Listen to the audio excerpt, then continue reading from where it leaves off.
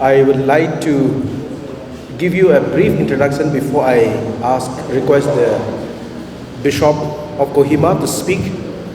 Today, the Catholic Church, all the representatives from the different Catholic associations, tribal levels, at the regional level, we had gathered here to talk on the theme called Reading the Signs of Time.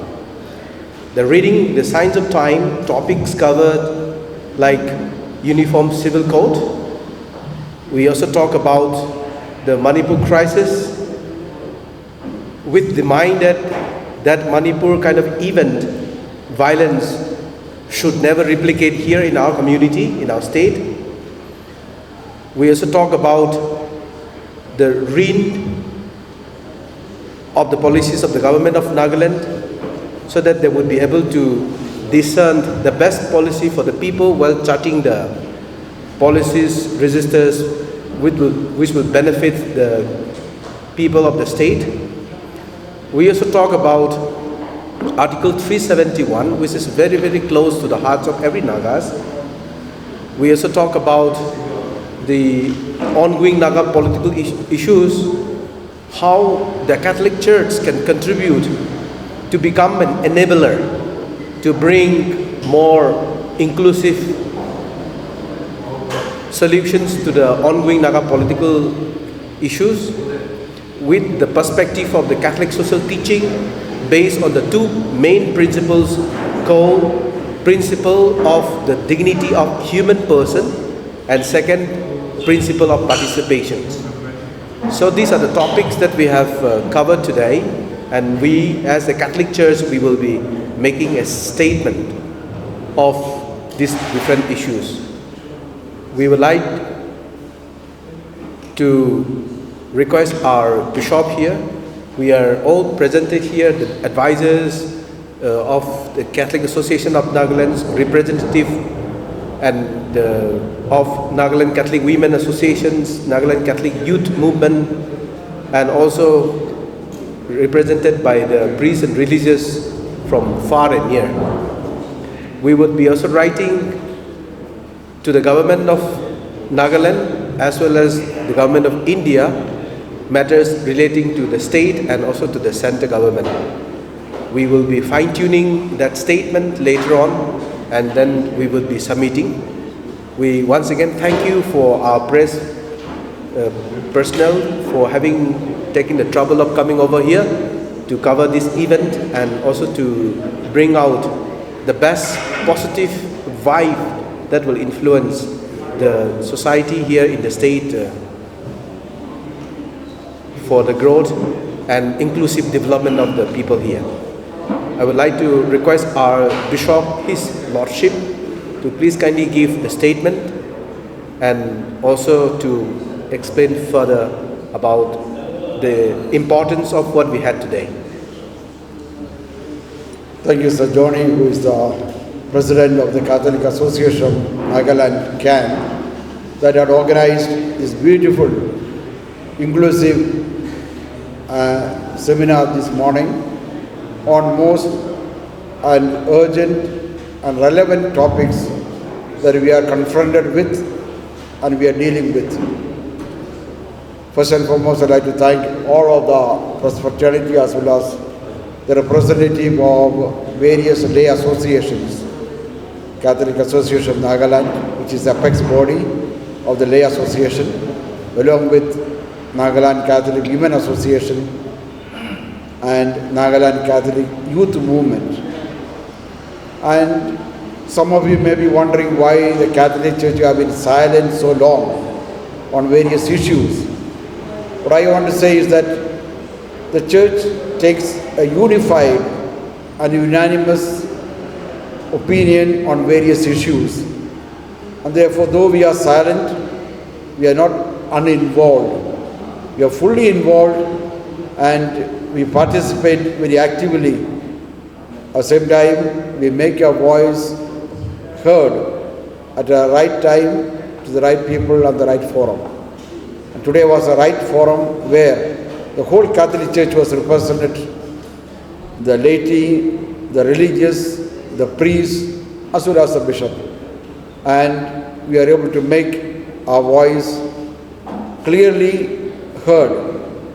And as Sir Johnny said, we will be making a statement on all the issues that we have talked about.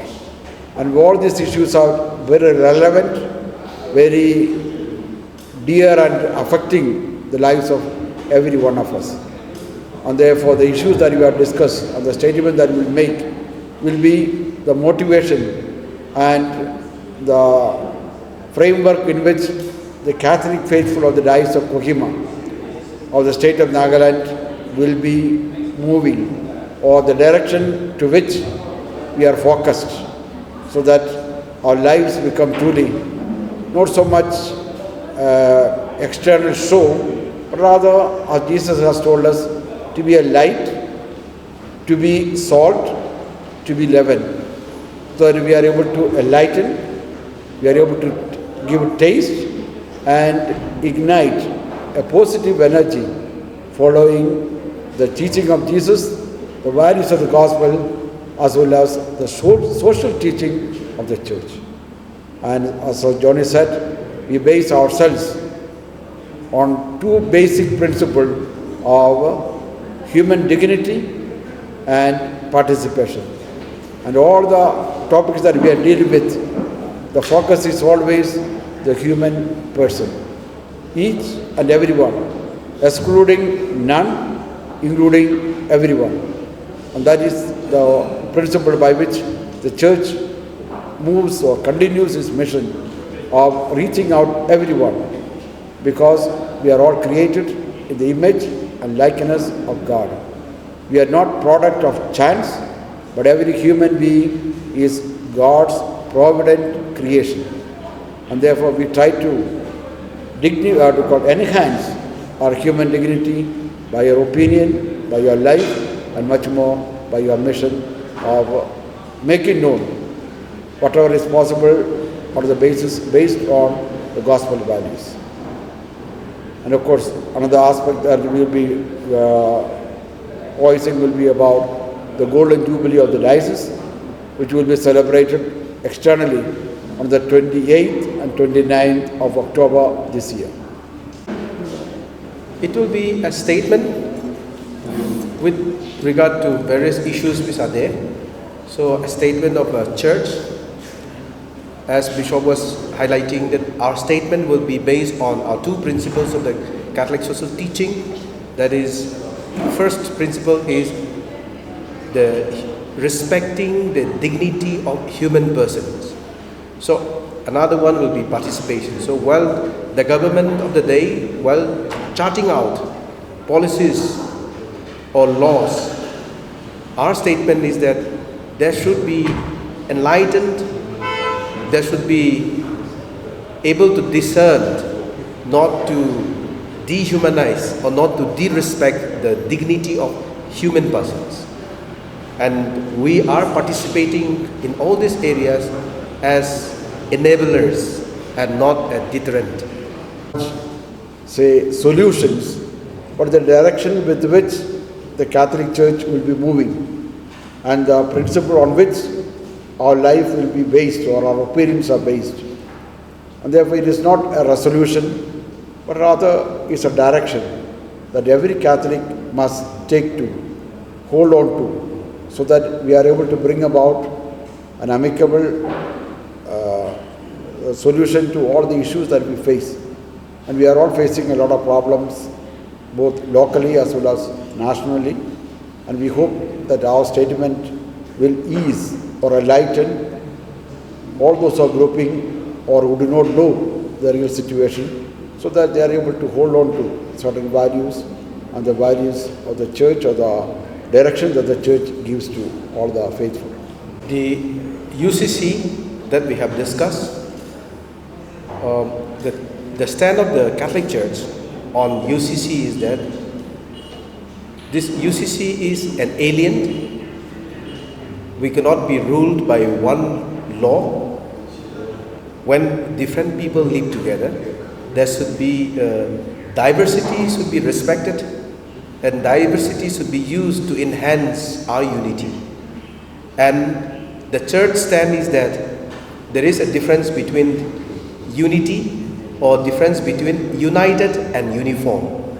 So the diversity that we have should be united, and uniformity should not be brought into this diversity in bringing unity. Also, we feel that this UCC interferes in the very personal lives of people. You know, one thing is enact laws that are common throughout political, economic or cultural areas. But there is also what we call personal areas of persons, especially with regard to religion and moral practices of human life. That must be respected because they are also God-given gift. So cultural element must be respected, cultural diversity must be enhanced and encouraged so that we don't become robots in uniformity, but rather we respect the diversity, and in this diversity we find our strength as well as unity. And thus the country grows, our society grows, not bringing about what we call monocultural elements as the core, the fulcrum on which the society moves, but rather we move on diversity, and diversity enhances our unity. And that has been the strength of the country, the strength of our people, and the diversity of various cultures, various languages, various religions gives us the real, what we call, the strength of our country, and that must be enhanced, not destroyed by UCC. We are literally seized by the incidents happening in Fang Valley, and today we have began reasoning together as to what could be the possible causes of the incidents, the atrocities, and the very acts of inhuman behavior meted by fellow human beings upon the earth. The Church collectively looked at it from, as our Bishop and our President Kang have said, from the principles of the dignity of the human person and from the principle of participation. Now, any act of defiling the dignity of a human person by itself is an act of dehumanizing a fellow human being, which, to our understanding, over which we have no right. And here, it is in the understanding of our discussion today that the Church will work for peace and will also, as our Lordship has said, engage ourselves as enablers towards making our fellow brothers down there understand the need for peaceful coexistence, for immediate restoration of normalcy, and to also remember the fact that we are going to live together as neighbors, and it is always good to have good neighborly relationships amongst the people. And it would be in the interest of the people of that area as well as of this region and for the country at large that peace is restored immediately. And for that, the view of the Church is that the government must not waste time for engaging itself for restoration of peace, and that while working for peace, it should be, the objective of it should be also in the interest of justice. You know, on Article 3.1a, why this topic was inserted is because of the prevalent misunderstanding of the article. We have been hearing some elected members even saying that the Article 3.1a regarding ownership of land is a hindrance to progress, things like that. And even some others saying that Article 3.1a has become redundant. But you know, these are all very serious issues. undermining the dignity and status of the very article itself. The article, as we came to know, did not come just like that. It has a history of conflict. And in order to resolve the conflict, Naga people in other panel of Naga People's Convention came up, and they choked out certain points to put it across to the government of India. Since the day one of the conflict started, the Catholic Church all over the country has been very, very active towards relief efforts, towards ushering peace, and till today we are doing that. Even the Catholic Association of Nagaland, the second day of the conflict, we have contributed whatever we can to the Diocese of the Imphal, the Catholic Church of Imphal. And over and above that, all the internally displaced students has been accommodated elsewhere in all the parts of the country for the admission. Some are for free admissions, and this is what we are doing. We are also all the countrywide. If you see all the Catholic institutions, maybe in Bangalore or in down south there in India or in the north, we have prayers, we have protests. So the Catholic Church is denouncing that this act of violence is evil, and we will not like to permit the evil to exist. So the efforts of the Church has been there since day one, and we will continue to do that. So, and if you remember, there is a group of committee which was formed, I think the various churches, and that is headed by the retired Archbishop of Guwahati Diocese, Bishop Thomas Maram. So those are the efforts that the church has been doing, and CAN is part of the church, and we have been also carrying out that. 50 years of the Diocese of Kohima. When we say the Diocese of Kohima, the Catholic Church has a diocese which could be a state, or a state can have 2-3 dioceses depending on the populations and the area of administrations for the church. So when we say 50 years of the Diocese of Kohima, which means since the installation of the Diocese of Kohima, we have 50 years.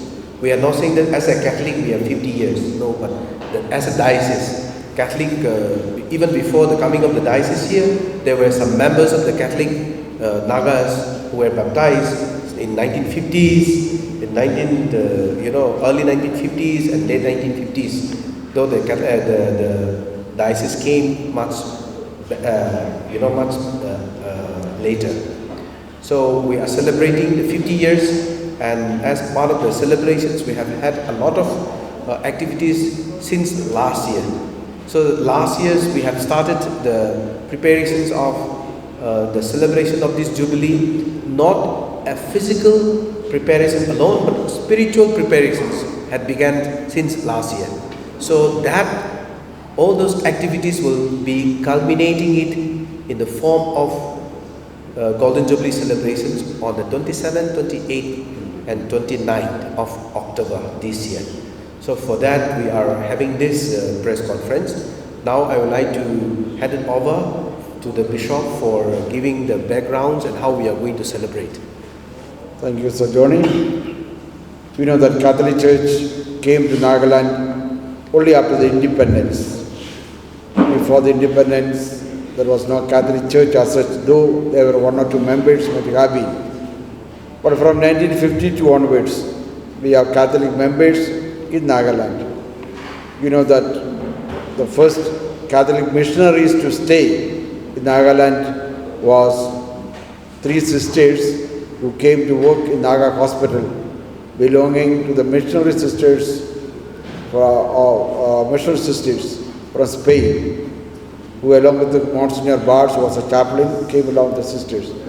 Since then, the community members gradually grew, and they were under the Diocese of Dibruga, because Nagaland, Manipur was placed under the Diocese of Dibruga. And in 1973, a separate diocese was created for Nagaland as well as for Manipur, and it was called the Diocese of Kohima and Imphal. That was in 1973, and Bishop Abraham Malinjamattathil, a Salesian priest, was nominated to be the bishop, and he was ordained as a bishop of Kohima and Imphal in October 1973. Since then, the church became independent from Libruga, and the church continued to grow with the missionaries, their activities. And then in 1980, the diocese of Kohima and Imphal were separated or bifurcated. So a separate diocese for Nagaland by the name of Diocese of Kohima, and a separate diocese for Manipur by the name of Diocese of Imphal was created. And Bishop Abraham Alinjamattathil continued to be the Bishop of Kohima, while Joseph Mindrathani, a bishop from Tezpur, was transferred and brought as the first bishop of Imphal diocese. Of course, in 1995, Imphal became an archdiocese. But these two dioceses continue to coexist, and we know that people of these two dioceses are tribal people belonging to various Naga tribes. Now, from calculating from 1973, we have attained 50 years this year, and therefore the celebration, the Golden Jubilee celebration, as enshrined in the Bible, the book of Leviticus, we are trying to re-enhance, rejuvenate, and to revisit our life as Catholics through this celebration. As Johnny said, it is not only an external physical celebration, it is much more an internal spiritual renewal for the whole church in Nagaland. So we are inaugurated officially the Jubilee in October 2022. And then we have begun a pilgrimage or the statue of Mary Help of Christians, because the Diocese of Kohima is under the patronage of Mary Help of Christians. Therefore, a statue from the cathedral have been going around all the parishes, centers, schools in Nagaland with a prayer. And it is a way of renewal of our spiritual life, our commitment as Catholics. And then, of course, the statue goes around and comes by in October, and then we will have the physical celebration. As Johnny said, we have a lot of committees in order to plan out, in order to program this celebration. And as you might see in cathedral, the ground, the whole cathedral itself is renovated, repaired, so that we'll have a great celebration in the cathedral church, in the cathedral premises. We are also building other facilities in order to epitomize the celebration of the Golden Jubilee.